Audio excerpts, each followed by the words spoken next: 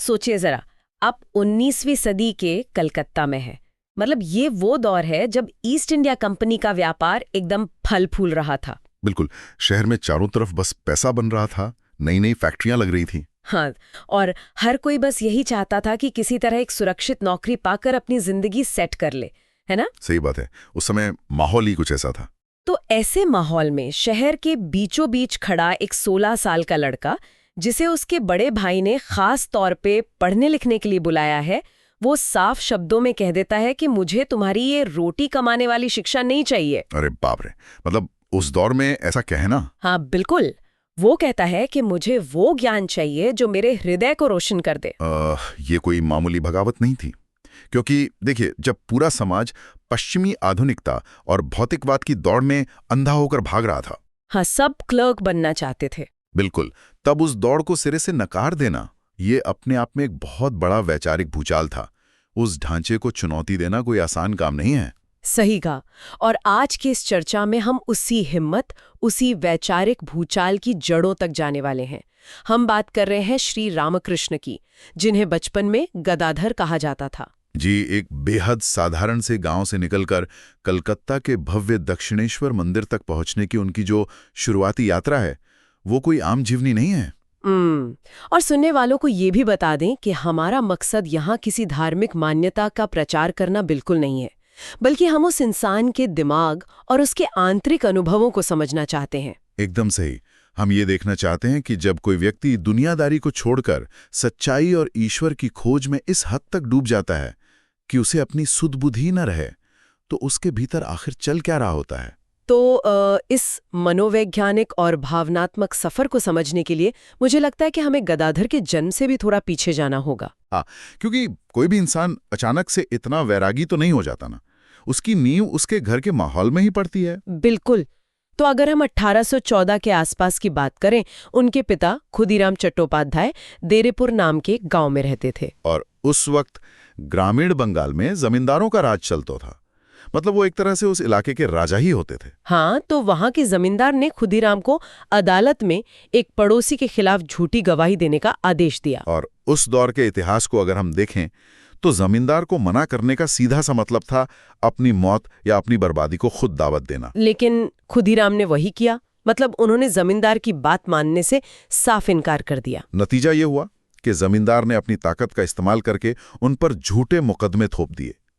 खुदीराम को अपनी सारी पश्तैनी जमीन, अपना घर, सब कुछ रातों रात छोड़ना पड़ा। बाप रे। हाँ, वे अपनी पत्नी चंद्रा देवी के साथ बिल्कुल खाली हाथ कमरपुकुर नाम के एक अनजान और शांत गांव में आ गए। जहां एक दयालु जमींदार ने उन्हें रहने के लिए एक छोटी सी झोपड़ी और लगभग 1 एकड़ जमीन दे दी थी। बिल्कुल। लेकिन पता है, ईमानदारी से कहूं तो मैं सोच रही थी कि आज के नजरिए से अगर हम इसे देखें तो ये थोड़ा अव्यवहारिक और शायद गैर जिम्मेदाराना भी लगता है। अच्छा, वो कैसे? मतलब एक छोटी सी झूठी गवाही के बदले अपने पूरे परिवार को सड़क पर ले आना, क्या एक पिता के तौर पर ये एक बहुत बड़ा जोखिम नहीं था? सतह से देखने पर यह बिल्कुल एक घाटे का सौदा लगता है। मैं आपकी बात से सहमत हूं, लेकिन इसे खुदीराम के नजरिए से देखिए। ठीक है। उनके लिए सच्चाई कोई ऐसी चीज नहीं थी जिसे सहूलियत के हिसाब से बदला जा सके। जब गदाधर का जन्म हुआ और वो बड़ा होने लगा तो उसने कोई उपदेश नहीं सुना। उसने अपने पिता को जिया करते देखा होगा। बिल्कुल। उसने अपने पिता को उस 1 एकड़ जमीन में पूरी गरिमा और संतुष्टि के साथ जीते हुए देखा। खुदीराम जब पूजा करते हुए गायत्री मंत्र पढ़ते थे तो भक्ति के कारण उनका सीना लाल हो जाता था और आंसू बहने लगते थे। अरे वाह। और उनकी माता चंद्रा देवी इतनी निष्कपट थीं कि दुनिया की कोई भी चालाकी उन्हें छू तक नहीं गई थी। इस माहौल ने गदाधर के अवचेतन मन में ये बात बहुत गहराई से बैठा थी कि भौतिक संपत्ति या सांसारिक सुखों की असल में कोई खास कीमत नहीं है। मतलब सच्चाई और त्याग उनके लिए कोई किताबी बातें नहीं थीं, बल्कि उनके घर की हवा में घुली हुई थी, है ना? एकदम सही। और गदाधर के जन्म से पहले की कुछ घटनाएं भी इसी बात का इशारा करती हैं। हाँ, जैसे 1835 में खुदीराम 60 साल की उम्र में गया गए थे, जहां उन्हें भगवान के दर्शन हुए। और इधर गांव में चंद्रा देवी को शिव मंदिर में एक अलौकिक रोशनी का अनुभव हुआ था। फिर 1836 में गदाधर का जन्म हुआ और कहते हैं कि बचपन से ही ये साफ हो गया था कि ये बच्चा बाकी बच्चों जैसा बिल्कुल नहीं है। हाँ, उनकी याददाश्त गजब की थी। वे एक बार कोई नाटक देख लेते या कोई गीत सुन लेते तो उसे हूबहू दोहरा देते थे। लेकिन एक चीज थी जिसने उनके परिवार को शायद सबसे ज्यादा परेशान किया। पढ़ाई में उनकी अरुचि। हाँ, खासकर गणित जैसे विषयों में, जो उस वक्त भी एक सुरक्षित भविष्य की गारंटी माने जाते थे। गदाधर का वहां कोई ध्यान नहीं जगता था। उनका मन तो बस मिट्टी की मूर्तियां बनाने और प्रकृति को निहारने में लगता था। और इसी प्रकृति को निहारने के दौरान उनके साथ एक ऐसी घटना घटी जिससे सुनकर मतलब आज भी हैरानी होती है। वो बगुलों वाली घटना। हाँ, उनकी उम्र मुश्किल से 6 या 7 साल रही होगी। वे खेतों के बीच बनी संकरी पगडंडी पर चल रहे थे। हाथ में एक टोकरी थी जिसमें मुरमुरे रखे थे। अच्छा। अचानक मौसम बदला और आसमान में काले घने बादल छा गए। गदाधर ने ऊपर देखा और तभी उन डरावने काले बादलों के ठीक सामने से सफेद बगुलों की एक कतार उड़ती हुई गुजरी। काले बादलों और सफेद बगुलों का वो कॉन्ट्रास्ट। बिल्कुल, उस दृश्य की जो अथाह सुंदरता थी ना, वो गदाधर के दिमाग पर इस कदर हावी हो गई कि वे वहीं बेहोश होकर गिर पड़े।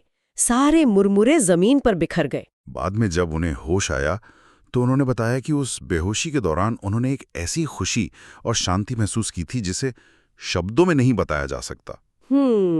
अगर हम इसे थोड़ा डिकोड करें तो आमतौर पर बच्चे आसमान में बादल या पक्षी देखते हैं तो खुश होते हैं, शोर मचाते हैं, है ना? हाँ, ताली बजाते हैं। लेकिन उस सुंदरता को देखकर पूरी तरह सुध-बुध खो बैठना, ये कुछ ऐसा है जैसे कोई साधारण सा दिखने वाला रेडियो अचानक किसी बहुत ही हाई फ्रीक्वेंसी चैनल को पकड़ ले। अरे वाह, क्या तुलना की है आपने। हाँ, मतलब उसके सर्किट्स उस भारी ऊर्जा को संभाल नहीं पाते और वो एक अलग ही धुन बजाने लगता है। ये जो हाई फ्रीक्वेंसी वाली बात है ना, यही गदाधर के दिमाग की असल बनावट थी।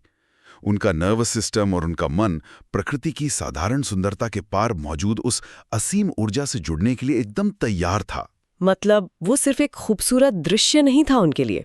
बिल्कुल नहीं, उनके लिए वो उस विराट ब्रह्मांड की एक झलक थी। उनके मन के दरवाजे इतने खुले हुए थे कि प्रकृति का एक छोटा सा दृश्य भी उन्हें गहरी ध्यान अवस्था में धकेल सकता था। लेकिन बचपन की ये मासूमियत और ये सुंदरता ज्यादा दिन तक नहीं टिक पाई।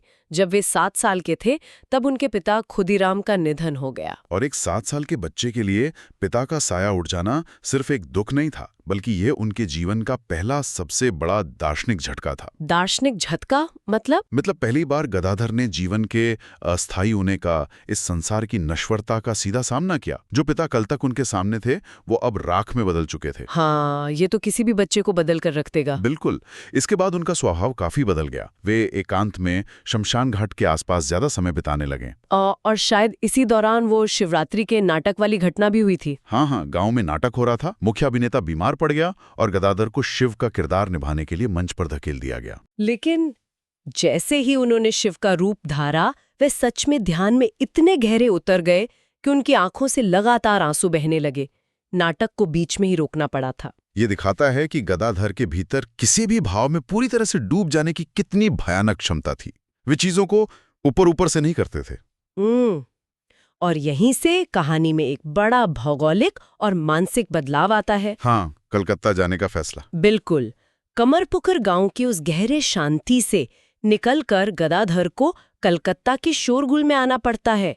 उनके बड़े भाई राम कुमार ने कलकत्ता में एक संस्कृत पाठशाला खोली थी। उन्हें लगा कि गदाधर गांव में अपना समय बर्बाद कर रहा है, तो क्यों ना उसे कलकत्ता बुला लिया जाए ताकि वो कुछ पढ़ाई करे और परिवार को आर्थिक रूप से मदद कर सके। गदाधर उस वक्त करीब 16 साल के रहे होंगे। हाँ, और कलकत्ता उस समय का एक बहुत ही जटिल शहर था। कैसे? मतलब एक तरफ पुरानी हिंदू मान्यताएं थीं और दूसरी तरफ पश्चिमी शिक्षा और आधुनिक विचारों का भारी प्रभाव पड़ रहा था। समाज में एक अजीब सी उलझन थी कि अपनी जड़ों से जुड़े रहें या अंग्रेजों की तरह आधुनिक हो जाएं। और लोग हर हाल में पैसा और रुतबा कमाना चाहते थे। एकदम सही। तो इसी माहौल के बीच राम कुमार जब गदाधर पर पढ़ाई का दबाव बनाते हैं, तब वो ऐतिहासिक जवाब आता है जिसका जिक्र हमने शुरुआत में किया था। रोटी कमाने वाली शिक्षा का तिरस्कार। हाँ, गदाधर कहते हैं कि मुझे वो शिक्षा नहीं चाहिए जो सिर्फ पेट पालने के काम आए। मुझे वो ज्ञान चाहिए जो मुझे अंतिम सत्य तक ले जाए। ये बहुत बड़ी बात है ना? कलकत्ता जैसे शहर में बैठकर जहां हर इंसान पैसों के पीछे भाग रहा हो, वहां एक 16 साल के लड़के का ये कहना कि मुझे पैसे कमाने वाली पढ़ाई नहीं करनी, क्या ये सिर्फ एक किशोर उम्र की जिद थी या इसके पीछे कुछ और था? मेरा मानना है कि ये सिर्फ जिद नहीं थी, ये उनके भीतर चल रही उस स्पष्टता का नतीजा था जो उन्होंने अपने पिता के जीवन और उनकी मृत्यु से सीखी थी। अच्छा। उन्होंने देखा था कि दुनिया की कोई भी भौतिक चीज, चाहे वो पैसा हो या रुतबा, मौत के सामने टिक नहीं सकती। तो फिर उस चीज के लिए अपनी पूरी जिंदगी क्यों खपा दी जाए जो अस्थायी है। मतलब उनका ये इनकार दरअसल उस समय के समाज के खोखलेपन पर एक बहुत गहरी चोट थी। बिल्कुल। वे देख पा रहे थे कि जो शिक्षा इंसान को सिर्फ एक मशीन बना दे, वो उसकी आत्मा को कभी तृप्त नहीं कर सकती। इसके बाद उनके जीवन का केंद्र कलकत्ता की सड़कों से हटकर गंगा नदी के किनारे बन रहे एक नए और भव्य मंदिर की तरफ मुड़ जाता है। दक्षिणेश्वर का काली मंदिर। हाँ, 1855 में दक्षिणेश्वर में काली मंदिर बनकर तैयार हुआ। इस मंदिर के निर्माण की कहानी भी अपने आप में उस समय के समाज को चुनौती देने वाली है। जी। इसे बनवाने वाली रानी रासमणि थीं, जो एक बेहद अमीर विधवा थीं, लेकिन वे शूद्र जाति से थीं। और 19वीं सदी के बंगाल में जातिवाद अपनी चरम सीमा पर था। बिल्कुल, एक शूद्र द्वारा बनवाए गए मंदिर में पूजा करना किसी भी प्रतिष्ठित ब्राह्मण के लिए समाज से बहिष्कृत होने के बराबर था। वहां का पका हुआ खाना खाने की तो बात ही छोड़ दीजिए। तो गदाधर का क्या रिएक्शन था? गदाधर भी शुरुआत में अपने पारिवारिक और रूढ़िवादी ब्राह्मण संस्कारों से बंधे हुए थे। जब भी पहली बार दक्षिणेश्वर आए तो वे मंदिर का पका हुआ खाना नहीं खाते थे। वे गंगा किनारे खुद अपना खाना पकाते थे। लेकिन फिर एक ऐसा वाकया हुआ जिसने मंदिर के पूरे माहौल और गदाधर के सोचने के तरीके को हमेशा के लिए बदल कर रख दिया। आप राधा कांत यानी कृष्ण की मूर्ति वाली घटना की बात कर रही हैं? हाँ, ये घटना सच में ये समझने के लिए सबसे महत्वपूर्ण है कि गदाधर का ईश्वर के प्रति नजरिया क्या था। बिल्कुल, बताइए क्या हुआ था? तो हुआ कुछ यूं कि एक दिन राधा कांत की मूर्ति का एक पैर गलती से टूट गया। मंदिर में हड़कंप मच गया। बड़े बड़े विद्वानों पंडितों को बुलाया गया और सबने शास्त्रों के पन्ने पलटे होंगे। हाँ, और एक स्वर में कहा कि मूर्ति खंडित हो गई है। खंडित मूर्ति अपवित्र होती है, इसलिए इसे गंगा में विसर्जित कर देना चाहिए और इसकी जगह एक नई मूर्ति की स्थापना होनी चाहिए। तकनीकी रूप से और शास्त्रों के हिसाब से उन पंडितों की बात बिल्कुल सटीक थी। हजारों सालों से यही नियम चला आ रहा था। लेकिन तब गदाधर ने जो तर्क दिया, उसने उन सभी विद्वानों की बोलती बंद कर दी। क्या कहा उन्होंने? उन्होंने रानी रासमणि की तरफ देखा और पूछा, अगर कल को तुम्हारे दामाद का पैर टूट जाए तो क्या तुम उसे उठाकर घर से बाहर फेंक दोगी? अरे वाह! या फिर डॉक्टर को बुलाकर उसका इलाज करोगी? ये सवाल सुनने में जितना सरल लगता है, इसका अर्थ उतना ही गहरा और झकझोरने वाला है ना? ये कितना कमाल का विचार है। मतलब भगवान को कोई पत्थर नहीं बल्कि एक जीवित रिश्ते की तरह देखा। बिल्कुल। अगर इस घटना को थोड़ा और गहराई में देखें तो गदाधर ने यहाँ एक झटके में धर्म की पूरी परिभाषा ही बदल दी। हाँ, उन्होंने साबित किया कि ईश्वर कोई दूर आसमान में बैठा हुआ पत्थर का पुतला नहीं है जिसके लिए कठोर नियम बनाए जाएं। उन्होंने मूर्ति को जोड़ा और उसकी दोबारा पूजा शुरू कर दी। उन्होंने उस निर्जीव पत्थर में जीवन डाल दिया। जी। उनके लिए भगवान और भक्त का रिश्ता किसी राजा और प्रजा का नहीं था, बल्कि एक परिवार के सदस्य जैसा था जिसमें नियम नहीं बल्कि प्रेम और करुणा सबसे ऊपर है। और उनके इसी निडर और प्रेम भरे स्वभाव को देखकर रानी रासमणि के दामाद मथुरा बाबू ने जिद पकड़ ली कि गदाधर को ही मुख्य काली मंदिर का पुजारी बनना होगा। गदाधर ने बहुत मना किया होगा। हाँ, उन्होंने कहा कि मुझे शास्त्रों का ज्ञान नहीं है, मैं विधि विधान नहीं जानता, लेकिन मथुरा बाबू अड़ गए। इसके बाद गदाधर को राधाकांत मंदिर से हटाकर मुख्य काली मंदिर का पुजारी बना दिया गया। उनका काली मंदिर का पुजारी बनना कोई नौकरी पर जाना नहीं था। तो क्या था? यह उनके भीतर एक ज्वालामुखी के फटने की शुरुआत थी।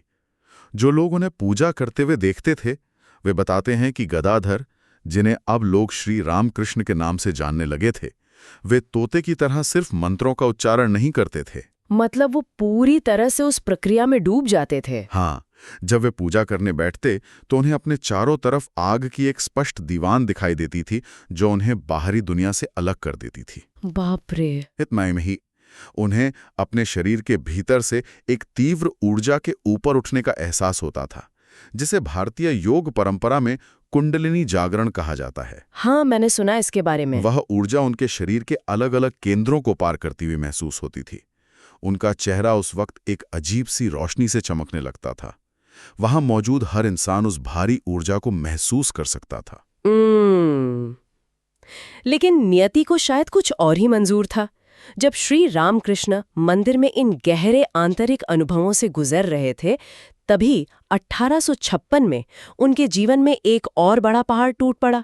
राम कुमार जी का निधन। हाँ, उनके बड़े भाई राम कुमार, जो उन्हें कलकत्ता लाए थे और जो उनके पिता के समान थे, उनका निधन हो गया। बचपन में पिता की मौत और अब उस भाई की मौत जिसने उन्हें संभाला था। हाँ, एक के बाद एक हुई इन मौतों ने श्री रामकृष्ण के मन से संसार के प्रति बचे खुचे भ्रम को भी पूरी तरह से मिटा दिया। बिल्कुल। लेकिन यार, मुझे यहाँ एक बात समझ नहीं आती। क्या? आम तौर पर जब किसी इंसान के साथ लगातार ऐसी त्रासदियां होती हैं तो वो टूट जाता है, डिप्रेशन में चला जाता है या उसका ईश्वर से भरोसा ही उठ जाता है। सही बात है। लेकिन श्री रामकृष्ण के मामले में ऐसा लग रहा है कि इस दुख ने उन्हें थकाने या तोड़ने के बजाय उनके भीतर की आग में घी डालने का काम किया। ऐसा क्यों? ये एक बहुत ही अहम सवाल है।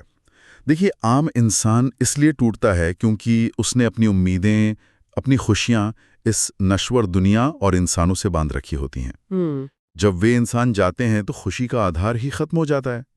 लेकिन एक आध्यात्मिक साधक के लिए जब संसार का ये अस्थायित्व, ये क्षणभंगुरता सामने आती है तो वो उसे निराश नहीं करती। नहीं, बल्कि वो उसे असली और शाश्वत सत्य की तरफ पूरी ताकत से धकेल देती है। श्री रामकृष्ण ने जब देखा कि जीवन पानी के बुलबुले की तरह है जो कभी भी फूट सकता है, तो उन्होंने फैसला किया कि वे अपना समय इस बुलबुले को संवारने में नहीं बल्कि उस असीम सागर को खोजने में लगाएंगे जहां से ये बुलबुला उठा है। बिल्कुल सही कहा। और यही वो बिंदु था जहां से उनके भीतर ईश्वर को पाने की, उस अमृत के स्रोत को जानने की एक भयंकर, बेचैन कर देने वाली तड़प पैदा हुई। ये कोई साधारण प्रार्थना नहीं रही होगी। बिल्कुल नहीं। वे रातों को सो नहीं पाते थे।